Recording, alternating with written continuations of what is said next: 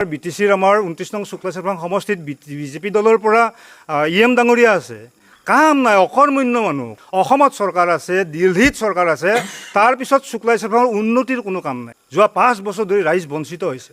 তেওঁলোকে ৰাজনীতি কৰিলে, আমি ধৰক ৰাতিপুৱা 7টা বজাৰ পৰা কাম আৰম্ভ কৰিছিলোঁ, আৰু ছেম ডে তেওঁলোকে 11:30 বজাত তেওঁলোকে গাঁতকেইটা মাৰিলে নাওকটা চকৰ পৰা সিটো ফালে। আজি আপুনি যাই পেলাই চাওকচোন, আমি মাৰা গাঁতকেইটা চাওক আৰু তেওঁলোকে মাৰা গাঁতকেইটা চাওক। গাঁত মাৰাৰ নামত নাটকো কৰিলে, বিজেপিয়ে কৰিছিল এইটো। হয়, মই শিক্ষক, মই চুৱাপুৰ হাইস্কুলৰ শিক্ষক। আৰু খুব আজি মিডিয়াবিলাকত আহিছে, গ্ৰুপবিলাকত লিখি আছে, মই শিক্ষক হিচাপে ভাল শিক্ষক। ৰাজনৈতিক দলৰ শাসক গোষ্ঠীৰ হয়তো প্ৰেছাৰত তেখেতে সিদ্ধান্ত এটা লৈছে আৰু ৰাইজৰ কাম কৰাৰ কিজানি সুবিধা দিব বিচাৰিছে, ভাল লাগিছে।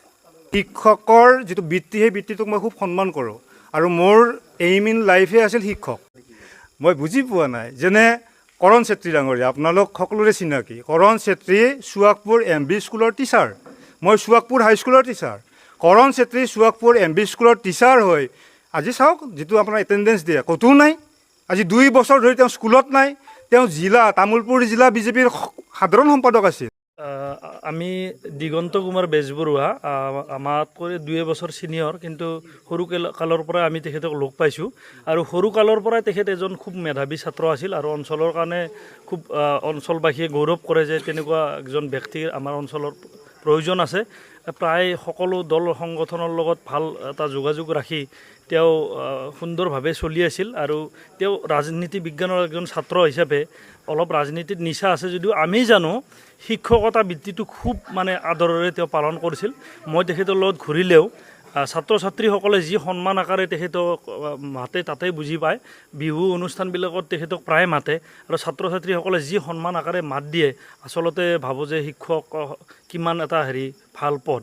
গতিকে দিগন্ত বেজবৰুৱাক তেখেতৰ কণ্ঠ ৰোধ কৰিবলৈ এটা ষড়যন্ত্ৰ কৰা হৈছে। আৰু মই আৰু এটা বিশেষভাৱে জানিলোঁ, ইতিমধ্যে তেখেতৰ কথাত ক'লে যে কোনোবা মন্ত্ৰী পৰ্যন্ত ইয়াত জড়িত হৈছে, আৰু সেই মন্ত্ৰীক জড়িত কৰাটো এটা ষড়যন্ত্ৰ আছে হয়তো। মই উমান পাইছোঁ আমাৰ এই অঞ্চলৰ যিখিনি ৰাজনীতিৰ লগত জড়িত বিভিন্ন দল সংগঠনৰ ল'ৰা, আমি গঠনমূলক ৰাজনীতি কৰিছোঁ, প্ৰায়ভাগে আমাৰ যোগাযোগ আছে। আৰু মই প্ৰতিজনৰ পৰা এটা খবৰ পাইছোঁ যে আগন্তুক বিধানসভাত বিভিন্ন প্ৰাৰ্থী ওলাব, আমাৰ ইয়াতেও শিক্ষিত বা শিক্ষক ধৰণৰ প্ৰাৰ্থী ওলাব। সেইসকলক ভয় দেখুওৱাৰ কাৰণেও কিছুমানৰ, আমাৰ ওচৰ পাজৰৰে কিছুমানৰ ষড়যন্ত্ৰ থাকিব পাৰে বুলি এটা অনুমান হৈছে। আৰু দিগন্ত কুমাৰ বেজবৰুৱা একজন সামাজিক ব্যক্তি হয়, লগতে একজন ভাল শিক্ষক হয়। শিক্ষা তেখেতে সুন্দৰভাৱে লৈছিল, কটন কলেজত আমি ভালদৰে লোৱা বুলি গম পাওঁ। আৰু তেখেতে অসমৰ যি বাঘা নেতাসকল আছে, সকলোৰো ছাত্ৰ অৱস্থাত এটা সংস্পৰ্শত আছিল। সেইকাৰণে আগ্ৰহ আছে যদিও শিক্ষকতা বৃত্তি খুব সুন্দৰভাৱে চলাই আছিল। গতিকে তেখেতৰ লগত আমাৰ যোগাযোগ থকাৰ কাৰণে আজি ৰাতিপুৱা 10 বজাৰ পৰা 5 মিনিট আগলৈকে মোৰ তাত কিজানি 200টামান ফোন আহিলে বিশেষ ব্যক্তিসকলৰ। নিশ্চয় আমাৰ অঞ্চলবাসী ৰাইজে এই কথাত খুব দুখ পাইছে আৰু গৰিহণা দিছে। আৰু আমাৰ স্থানীয় যি EM ডাঙৰীয়া বা আমাৰ UPPL দলৰো যি নেতাকৰ্মীসকলক মই ক'ব বিচাৰিছোঁ যে আপোনালোকে এইটো উচিত কাম কৰা নাই। আৰু আমাৰ যি দলৰ নেতাকৰ্মী আছে, বা মই নিজেও কৈছোঁ, মই চবখিনি দল সংগঠনৰ মানুহক এটা ভাল এটা ঘনিষ্ঠতা ৰাখি আমি ৰাজনীতি কৰি আহিছিলোঁ। কিন্তু এতিয়াৰ পৰা আমাৰ কণ্ঠ ৰোধ কৰিব নোৱাৰিব। আজিৰ পৰা আমি জাগিলোঁ। আপোনালোকে সঁচা কথাত বন্ধুৰ বেজাৰে এষাৰ কথা আছে নহয়, এতিয়া এইখিনি নহ'ব। আমি কিবা ভুল পালে আমি মাতিমে, আৰু আপোনালোকৰ এই উন্নয়নৰ বিৰুদ্ধে আমি প্ৰতিজনে মাতিম। এইখিনি ক'বলগীয়া। হয়, ভাল লাগিছে। যিয়ে নহওক, চৰকাৰে এটা ভাল কাম কৰিছে। মই নিশ্চয় এই ক্ষেত্ৰত আমাৰ বাস্কা ডিষ্ট্ৰিক্টৰ IS জেহেৰুল ইছলাম ডাঙৰীয়া তেখেতক ধন্যবাদ জ্ঞাপন কৰিছোঁ। ৰাজনৈতিক দলৰ শাসক গোষ্ঠীৰ হয়তো প্ৰেছাৰত তেখেতে সিদ্ধান্ত এটা লৈছে, আৰু ৰাইজৰ কাম কৰাৰ কিজানি সুবিধা দিব বিচাৰিছে, ভাল লাগিছে। নাই, আচলতে যোৱা 15 মে' তাৰিখে আপোনালোক গমেই পায়, আমাৰ 15 মে'ৰ আগে হয়তো 14 বা 13 তাৰিখে এখন বাছ বুজিছিল ইয়াত। 3 ঘণ্টা ধৰি বাছ এখন বুজি আছিল। আমাৰ যিটো ঘাইপথ, আমাৰ শুক্লা চেৰফাং সমষ্টিৰ পৰা মোটামুটি 52খন গাঁৱৰ এটা ৰেভিনিউ ভিলেজৰ আমাৰ এটা সমষ্টি। ইয়াৰ পৰা আপোনাৰ গুৱাহাটীত যোৱা যিটো ঘাইপথ, সেই ঘাইপথটোৰ অৱস্থা একেবাৰে তথৈবচ, একেবাৰে অৱস্থা নাই। বৃহৎ গাঁত, আপোনাৰ প্ৰকাণ্ড গাঁত হৈছিল, আৰু সেই গাঁত এটাত এখন বাছ বুজি গৈছিল। বজিছিল আপোনাৰ বিশ্বজিৎ দৈমাৰী ডাঙৰীয়াৰ প্ৰায় নঙলা বুলি ক'ব পাৰি, 100 মিটাৰ হ'ব ধৰক। গতিকে 100 মিটাৰৰ ভিতৰত আপোনাৰ তাত বাছখন বুজি গ'ল, 3 ঘণ্টা ধৰি বুজি থাকিলে, এনেকুৱা এটা কণ্ডিশ্যন। তাৰপিছত আমি সিদ্ধান্ত এটা কৰিলোঁ, কাৰণ ভয়াৱহ এটা অতীত আমি পাৰ কৰি আহিছোঁ। আমি এটা সময়ত শুক্লা চেৰফাংবাসীয়ে গোৰেশ্বৰলৈ খোজকাঢ়ি গৈছিলোঁ। মই যেতিয়া হোষ্টেলত থাকি পঢ়োঁ, গোৰেশ্বৰৰ পৰা খোজকাঢ়ি অহা মোৰ অভিজ্ঞতা আছে 2-3 দিন। গতিকে এনেকুৱা এটা কণ্ডিশ্যনত গৈ আছে, কাৰণ সেই যিটো ৰাস্তা, এই ৰাস্তাটো 2014 চনত BPF দলৰ যেতিয়া কাৰ্যকাল আছিল সুন্দৰকৈ বনোৱা হৈছিল, খুব সুন্দৰ ৰাস্তা আছিল। কিন্তু 14 চনৰ পিছৰ পৰা এই ৰাস্তাটো কোনো মেৰামতি নাই, গোটেই ৰাস্তাটো গাঁত হৈ গ'ল, প্ৰকাণ্ড গাঁত। গতিকে আমি 15 তাৰিখে সেই ৰাস্তাৰ গাঁতবিলাক মাৰাৰ কাৰণে অলপ সহযোগ কৰিছিলোঁ, সকলোৱে তুলি তালি অলপমান আমি চেন গেভেৰেৰে অন্ততঃ গাঁতকেইটা মাৰাৰ চেষ্টা কৰিছিলোঁ। আৰু সেই গাঁত মাৰাৰ যিটো নিউজ আপোনালোকৰ NK TV চেনেলত আমি কৰিছিলোঁ, সেইটোৱে নটিচটোত পাইছোঁ মই। NK TV চেনেলত এটা নিউজ আপোনালোকে কৰিছিল বা মোক প্ৰশ্ন সুধিছিল। গতিকে শাসক গোষ্ঠীয়ে ৰাইজৰ যি অভাৱ অভিযোগ, বিশেষকৈ প্ৰকাণ্ড গাঁত থকা সেই ৰাস্তাটোৰ গাঁতকেইটা মাৰাৰ কাৰণে তেওঁলোকে কোনো ধৰণৰ ইনিচিয়েটিভ লোৱা নাছিল। আমি মাৰিলোঁ, তাৰপিছত তেওঁলোকে ৰাজনীতি কৰিলে। আমি ধৰক ৰাতিপুৱা 7টা বজাৰ পৰা কাম আৰম্ভ কৰিছিলোঁ, আৰু ছেম ডে তেওঁলোকে 11:30 বজাত তেওঁলোকে গাঁতকেইটা মাৰিলে নাওকটা চকৰ পৰা সিটো ফালে। গতিকে আমি নাওকটা চকলৈকে সুৱাগপুৰৰ পৰা মাৰিলোঁ, নাওকটা চকৰ পৰা তেওঁলোকে সিফালে মাৰিলে। আৰু আজি আপুনি যাই পেলাই চাওকচোন, আমি মাৰা গাঁতকেইটা চাওক আৰু তেওঁলোকে মাৰা গাঁতকেইটা চাওক। গাঁত মাৰাৰ নামত নাটকো কৰিলে, বিজেপিয়ে কৰিছিল এইটো। কাৰণ এতিয়া আপোনাৰ BTCৰ আমাৰ 29 নং শুক্লা চেৰফাং সমষ্টিত বিজেপি দলৰ পৰা EM ডাঙৰীয়া আছে, কাম নাই, অকৰ্মণ্য মানুহ, কোনো কাম কৰা মানুহ নহয়। সেই সুবিধা গণেশ কছাৰী ডাঙৰীয়াই, BPF দলৰ গণেশ কছাৰী ডাঙৰীয়াই পাব লাগিছিল। অসমত চৰকাৰ আছে, দিল্লীত চৰকাৰ আছে, তাৰপিছত শুক্লা চেৰফাঙৰ উন্নতিৰ কোনো কাম নাই। যোৱা 5 বছৰ ধৰি ৰাইজ বঞ্চিত হৈছে। আপুনি শিক্ষকতা বৰ্তমান কৰি আছে? হয়, মই শিক্ষক। স্কুলখন? মই সুৱাগপুৰ হাইস্কুলৰ শিক্ষক। আৰু খুব আজি মিডিয়াবিলাকত আহিছে, গ্ৰুপবিলাকত লিখি আছে, মই শিক্ষক হিচাপে ভাল শিক্ষক। শিক্ষকৰ যিটো বৃত্তি, সেই বৃত্তিটোক মই খুব সন্মান কৰোঁ। আৰু মোৰ এইম ইন লাইফে আছিল শিক্ষক। মই শিক্ষক হোৱাৰ, মই শিক্ষকৰ পৰিয়ালৰ ল'ৰা। মোৰ দেউতা শিক্ষক, মোৰ শহুৰ শিক্ষক, মোৰ ভণ্টি শিক্ষক, মোৰ গোটেই পৰিয়ালটো শিক্ষক বেকগ্ৰাউণ্ডৰ। আৰু শিক্ষক হিচাপে মই আপোনালোকৰ আগত নকৈ ডাঠি ক'ব পাৰোঁ মই যে ভাল শিক্ষক। কাৰণ মই যিখন স্কুলত কাম কৰিছোঁ, সেই স্কুল কৰা কামখনত মোৰ 15 বছৰ হৈ গ'ল। 2010 চনত মই চাকৰিত সোমাইছিলোঁ। এই 15 বছৰত 15টা ক্লাছো কিজানি, হয়তো হ'ব পাৰে, কিন্তু 15টা ক্লাছো কিজানি মোৰ মিছ হোৱা নাই। কেতিয়াবা যদি কোনোবাটো ক্লাছ কোনোবা দিনা কৰিব পৰা নাই, ৰবিবাৰে 3 ঘণ্টা পৰ্যন্ত ক্লাছ কৰা মোৰ ৰেকৰ্ড আছে।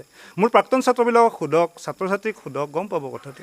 স্কুলখনৰ ৰিজাল্ট কেনেকুৱা? খুব সুন্দৰ, খুব সুন্দৰ। আগত সেইখন স্কুলৰ পৰা ফাৰ্ষ্ট ডিভিজন খুব নাছিল বুলি ক'লেও এনেকুৱা নহ'ব, খুব সীমিত আছিল। কিন্তু আমি অহাৰ পিছত 2010 চনৰ পিছত আমি অহাৰ পিছত খুব সুন্দৰ ৰিজাল্ট। প্ৰত্যেকটো বছৰত ৰিজাল্ট আপোনাৰ গ্ৰয়িং, মানে সেই ডেভেলপ হৈ আছে। যোৱা আমাৰ যিটো কিবা পৰীক্ষা, হাইস্কুল শিক্ষান্ত পৰীক্ষা, সেই পৰীক্ষাত আমাৰ অঞ্চলত থকা আটাইকেইখন হাইস্কুলৰ ভিতৰত সুৱাগপুৰ হাইস্কুলৰ ৰিজাল্ট ভাল, আটাইকেইখনৰ ভিতৰত। আৰু ৰাজনীতিক আৰু শিক্ষাদানত কেনেদৰে সময়টো মিলাইছে? ৰাজনীতি বুলি ক'লে, ৰাজনীতি মই ছাত্ৰ অৱস্থাৰ পৰাই জড়িত। মই কটন কলেজৰ দিনৰ পৰাই ৰাজনীতিৰ লগত জড়িত, ছাত্ৰ ৰাজনীতিৰ লগত জড়িত। খুব ক্ৰুচিয়েল টাইম এটাত মই ইয়াত পূব দেফিলি আঞ্চলিক ছাত্ৰ সন্থা মই চম্ভালিছিলোঁ, মই সভাপতি আছিলোঁ, খুব গুৰুত্বপূৰ্ণ সময় এটাত। তাৰপিছত আপোনাৰ মোৰ ৰাজনৈতিক জীৱন, সামাজিক জীৱন মই বাদ দিয়া নাই, এইটো সঁচা কথা। কিন্তু কেতিয়াও মই মোৰ শিক্ষকতাৰ জীৱন আৰু ৰাজনৈতিক জীৱনক মই সম্পৃক্ত কৰা নাই। মই ৰাজনীতি কেতিয়াও স্কুলৰ টাইমত কৰা নাই। কোনো বাইট, কোনো মিটিং বন্ধ, আৰু কেতিয়াবা যদি প্ৰয়োজন হৈছে মই চিৰিয়েল লৈছোঁ। আমি বছৰত 12টা চিৰিয়েল পাওঁ, আৰু সেইটো চিৰিয়েল লৈ কেতিয়াবা এদিন দুদিন, বছৰত এদিন দুদিন, বাকী তাত বাহিৰে বন্ধ বাৰত মই ৰাজনীতি কৰিছোঁ।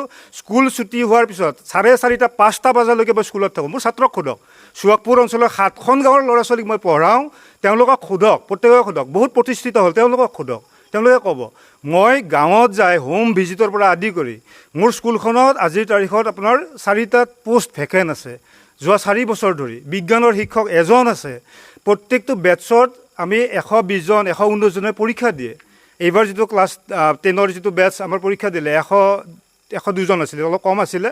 তো যিয়ে নহওক আপোনাৰ বিজ্ঞানৰ শিক্ষক নাই, এজন শিক্ষকে চম্ভালি আছে। আগত আমি 3টা ছেকশ্যনত পঢ়াইছিলোঁ, 3টা ক্লাছত। আজি শিক্ষকৰ অভাৱত আমি কৰিব পৰা নাই।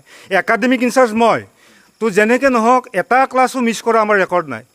কোনো ক'ব নোৱাৰে এইটো, কোনো ক'ব নোৱাৰে সুৱাগপুৰ হাইস্কুলে ক্লাছ কৰা নাই বুলি, সুৱাগপুৰ হাইস্কুলে ক্লাছ কৰাত বেয়া কৰিছে বুলি। প্ৰত্যেকজন শিক্ষকে খুব সুন্দৰভাৱে ক্লাছ কৰে, সকলোৱে ৰিস্ক লয়, আৰু এটা টিম হিচাপে। আৰু মোৰ সুবিধাটো আছিল কি, গোটেই ডেকা ল'ৰা, গোটেইবিলাক ডেকা ল'ৰা। জ্যেষ্ঠৰ ভিতৰত বয়স হিচাপে ময়ে জ্যেষ্ঠ, এতিয়াৰ প্ৰধান শিক্ষকো মোতকৈ কনিষ্ঠ। গতিকে এনেকুৱা ধৰণৰ এটা টীম আমি বনাই খুব সুন্দৰভাৱে কৰিছিলোঁ। মাত্ৰ মই ক'ব খুজিছোঁ কি, মই মোৰ শিক্ষকতাৰ জীৱন আৰু মই মোৰ ৰাজনৈতিক জীৱন, মোৰ সামাজিক জীৱনো আছে। আজিলৈকে অন্ততঃ মই 150টামান সমিতিত সভাপতি সম্পাদক হৈছোঁ। এই অঞ্চলৰ বিভিন্ন অনুষ্ঠানৰ লগত মই জড়িত, কাৰণ অতি পিছপৰা অঞ্চল। মই বিশ্বাস কৰোঁ এই অঞ্চলটোৰ কাৰণে কাম কৰিব লাগিব, যেনেকৈ নহওক, যি প্লেটফৰ্মত নহওক, থাকি পেলাই আমি কাম কৰিব লাগিব। অতি পিছপৰা চৰকাৰত থাকি ৰণেন নাৰ্জাৰী ডাঙৰীয়াই ৰাস্তাৰ গাঁটাকেইটা দেখা নাপায়, দেখুৱাই দিব লাগিব দৰকাৰ হ'লে দেখুৱাই দিম, কামো কৰিম। কিন্তু মোৰ শিক্ষকতাৰ বৃত্তিটোৰ লগত ৰাজনীতিক সম্পৃক্ত মই কেতিয়াও কৰা নাই। আজি বিভিন্ন ধৰণে কৰিছে, হয়, এখন আইনৰ কিবা লৈছে, গইনা লৈছে, মই বুজি পোৱা নাই। যেনে কৰণ চেত্ৰী ডাঙৰীয়া, আপোনালোক সকলোৰে চিনাকি। কৰণ চেত্ৰী চুৱাকপুৰ MB স্কুলৰ টিচাৰ, মই চুৱাকপুৰ হাইস্কুলৰ টিচাৰ। কৰণ চেত্ৰী চুৱাকপুৰ MB স্কুলৰ টিচাৰ হৈ আজি চাওক, যিটো আপোনাৰ এটেণ্ডেঞ্চ দিয়ে, ক'তো নাই। আজি 2 বছৰ ধৰি তেওঁ স্কুলত নাই। তেওঁ তামোলপুৰ জিলা বিজেপিৰ সাধাৰণ সম্পাদক আছিল। সিদিনা কিবা এটা ভাইৰেল হৈ পেলাই তেওঁৰ সাধাৰণ সম্পাদক কাটা গৈছে। কিন্তু ৰাজনৈতিক অনুষ্ঠান প্ৰত্যেক দিনে কৰি আছে, এদিনো স্কুলত যোৱাৰ ৰেকৰ্ড নাই। গতিকে কৰণ চেত্ৰী ডাঙৰীয়া বা ৰিদীপ ৰাজবংশী ডাঙৰীয়া, চাওক, ৰিদীপ ৰাজবংশী ডাঙৰীয়া LP স্কুলৰ শিক্ষক, তেওঁ CRCC হৈ আছে। তেনেকুৱা মানুহজন এতিয়া ৰাজ্যিক কাৰ্যনিৰ্বাহক হৈ আছে। বা আপোনাৰ KB দেউলকুছিৰ মই এজনৰ উদাহৰণ দিব বিচাৰিছোঁ। কি ব্ৰহ্ম আছিলে?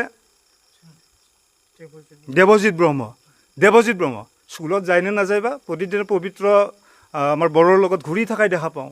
দিগন্ত বেজবৰুৱা তেওঁলোকৰ দৰে নহয়, কিন্তু দিগন্ত বেজবৰুৱাই মই কৈয়ে আছোঁ, 15 বছৰত 15টা ক্লাছো কিজানিটো লগাইছোঁ মই, কাৰণ 15টা হ'ব পাৰে, 16টা হ'ব পাৰে। প্ৰত্যেক বছৰত এটা ক্লাছ মিছ হোৱাটো ডাঙৰ কথা নহয়। মই কিন্তু মিছ কৰা নাই, জানি শুনি মই মিছ কৰা নাই। মোৰ ঘৰত কিবা অনুষ্ঠান থাকিলেও মই ক্লাছ কৰোঁ, তাৰপিছত মই অনুষ্ঠানত থাকোঁ। এতিয়া পৰৱৰ্তী পদক্ষেপ কি হ'ব? এতিয়া আপুনি পাৰ্টি কৰিব নে চাকৰি?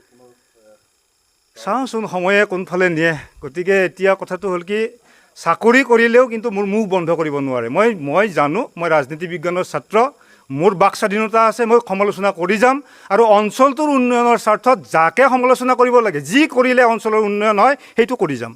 বাকী চাকৰি বাকৰিটো যি হয় হ'ব আৰু দেখা যাব। আক্ৰোশ, কাৰণ আজিৰ তাৰিখত এটা কথা মই আপোনাক জনাম। আজি যিখন মোৰ ছাছপেনশ্যনৰ যিখন অৰ্ডাৰ বিভিন্ন মিডিয়াত ভাইৰেল হৈ আছে, সেই কপিটো চাবচোন। কাৰ কপি এইটো DCৰ কপি, মোৰ পাৰ্চনেল কপি নহয়, মোৰ স্কুলত অহা কপি নহয়। DC মহোদয়ক IAS মহোদয়ে দিয়া কপিটো যদি ভাইৰেল কৰিব পাৰে, কিমান ওপৰৰ পৰা চক্ৰান্ত চলিছে আপুনি ভাবি চাওক। কাৰণ মই গম পাইছোঁ, যোৱাকালি আমাৰ অসমৰ কেবিনেট মন্ত্ৰী ৰঞ্জিত দাস ডাঙৰীয়াৰ লিডত কোন আছে গম পাইছোঁ। তেওঁলোকে গৈ বা যেনেকৈ নহওক DC মহোদয়ক প্ৰেছাৰ দিছে, এইজন মানুহক কৰিব লাগে। ঠিক আছে, দিগন্ত বেজবৰুৱাই যদি সমাজৰ ক্ষতি কৰি যদি কিবা কৰিছে, তেওঁলোকে ছাছপেণ্ড কৰে, যি কৰে কৰক, কৰি থাকক, মোৰ একো আপত্তি নাই। কিন্তু বাকী ৰাজনৈতিক দলৰ লিডাৰবিলাকে যদি কৰি থাকিব পাৰে, নিশ্চয় সিদ্ধান্ত ৰাইজে ল'ব। ৰাইজ মূৰ্খ নহয়।